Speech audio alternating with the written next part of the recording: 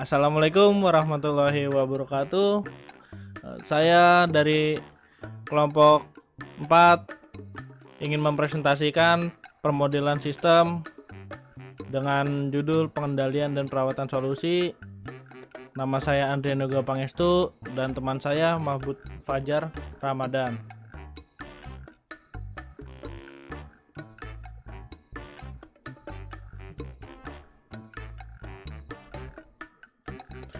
Pengertian pengendalian internal menurut para ahli adalah prosedur-prosedur dan proses-proses yang digunakan perusahaan untuk melindungi aset perusahaan, mengelola informasi secara akurat, serta memastikan kepatuhan pada hukum dan peraturan yang berlaku.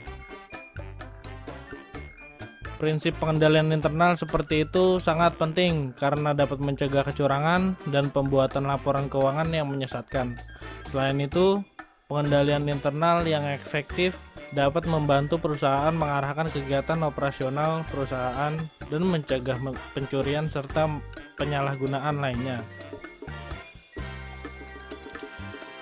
Tujuan pengendalian yaitu yang pertama, aset telah dilindungi dan digunakan untuk keperluan bisnis. Yang kedua, informasi bisnis akurat. Dan yang terakhir, karyawan mematuhi hukum dan peraturan yang berlaku. Manfaat sistem pengendalian bagi perusahaan adalah dapat melindungi aset perusahaan dari pencurian, kecurangan, penyalahgunaan, dan kesalahan penempatan. Salah satu pelanggaran pengendalian internal yang paling serius adalah kecurangan yang dilakukan oleh karyawan. Kecurangan karyawan, employee fraud, adalah tindakan yang disengaja untuk menipu perusahaan demi keuntungan pribadi.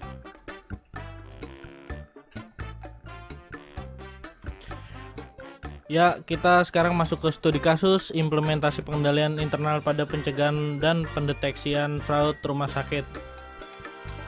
Bentuk fraud yang dilakukan oleh rumah sakit. Yang pertama, peserta asuransi atau pasien. Contoh fraud. Fraud yaitu kecurangan. Fraud yang dilakukan peserta atau pasien adalah pada hari pertama pasien berobat ke rumah sakit A dengan layanan BPJS. Pasien mendapatkan obat selama seminggu. Namun, pada hari kedua pasien berobat ke rumah sakit B dengan layanan BPJS pula, mendapat obat. Setelah mendapat obat tersebut, pasien menjual obat-obatan yang telah diperoleh kepada toko obat. Yang kedua, pihak memberi layanan kesehatan atau rumah sakit. Fraud yang sering dilakukan oleh pihak rumah sakit antara lain upcoding, yang artinya berusaha membuka kode diagnosa serta tindakan dari pelayanan yang lebih tinggi atau lebih kompleks dari sebenarnya yang dikerjakan. Contoh, kasus bedah pasien yang direncanakan dan diindikasikan segera dilakukan operasi, pengangkatan apendisitis. Tindakan yang dilakukan adalah apodekotomi.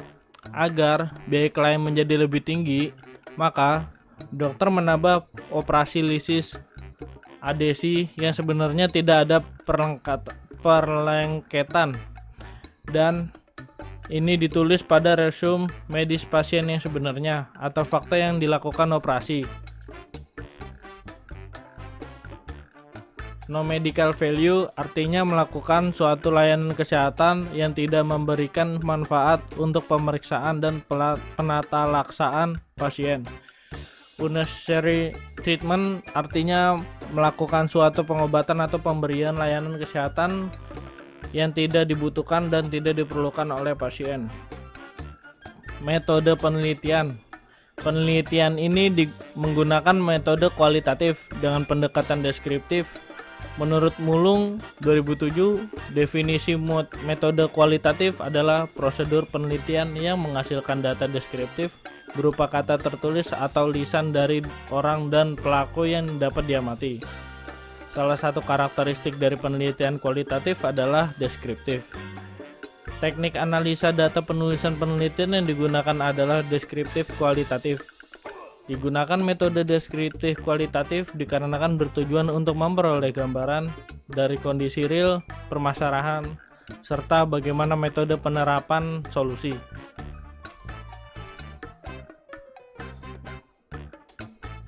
Pencegahan dan pengurangan fraud di rumah sakit dilakukan dengan cara yang pertama, mendorong pelaksanaan tata kelola organisasi dan tata kelola klinik yang baik.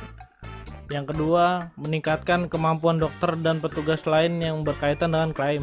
Dan yang terakhir, menetapkan regulasi pencegahan, pendeteksian, dan penindakan fraud.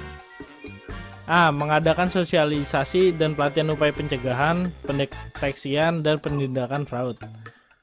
Kerjasama antar Kementerian Kesehatan dan perguruan tinggi untuk menyusun materi dan pelatihan.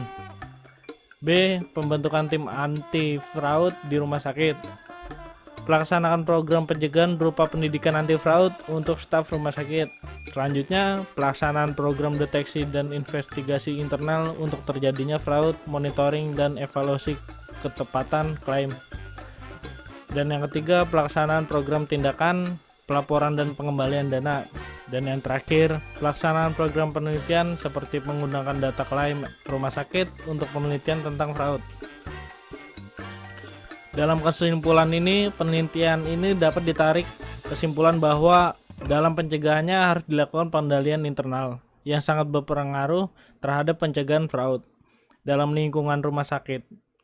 Dan apabila diterapkan dengan baik, serta menekankan pada keefektifan pengendalian internal dan kekuatan pada lingkungan pengendalian, sehingga dapat mencegah kemungkinan terjadinya tindak kecurangan yang ada pada lingkungan rumah sakit.